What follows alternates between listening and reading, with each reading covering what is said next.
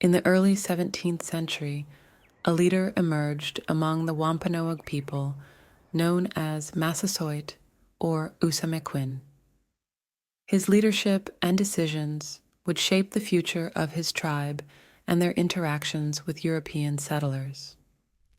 Massasoit was born around 1581 to his parents, the sachem Osamequin and his wife, Tapeswe.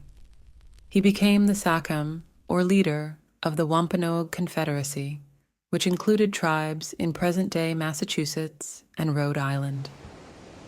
By the time the colonists arrived at Plymouth in 1620, the Wampanoag had been devastated by a series of epidemics brought by European traders. These diseases had weakened Massasoit's people, making them vulnerable to attacks by rival tribes, particularly the Narragansetts. Not only did the arrival of foreign diseases have devastating effects on tribal nations, but the introduction of firearms brought by European traders had a profound impact on Native American warfare. By providing weapons to tribes like the Narragansetts, Europeans were able to create divisions and foster conflicts among Native American groups. This strategy, known as divide and conquer, weakened the tribes and made it easier for Europeans to control and colonize the land. In March 1621, Massasoit made a difficult decision. He sent a minor Abenaki sachem named Samoset to approach the colonists and determine their intentions.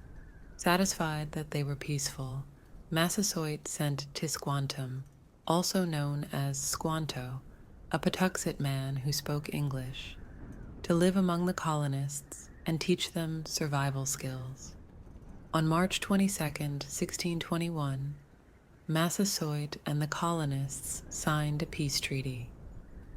The Wampanoag had become their greatest hope for survival, and the colonist had weapons that the Wampanoag people had begun to need. With this unique alliance formed, Massasoit and his people shared their knowledge of local agriculture, fishing, and hunting techniques. This unique alliance would lead to the myth of the first Thanksgiving in 1621. In reality, this event symbolized a period of peace due to a need for survival for both Wampanoag and the settlers.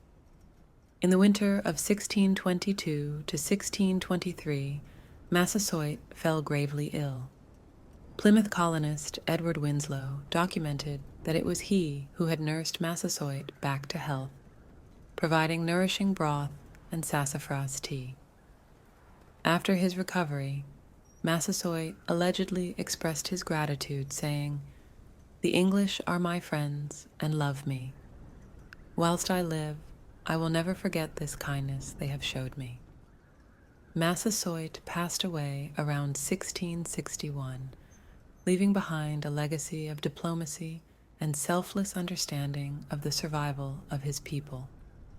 His son, Metacom, also known as King Philip, would later lead the Wampanoag in King Philip's war against the settlers, a conflict that would have devastating consequences for both sides. According to early accounts, including those by Edward Winslow, Massasoit's last words reflected his enduring commitment to his people and his efforts to maintain peace with the colonists. Massasoit's story is a testament to the complexities of early colonial interactions and the start of the Wampanoag people's continued fight for survival. His leadership and decisions continue to be remembered and honored to this day.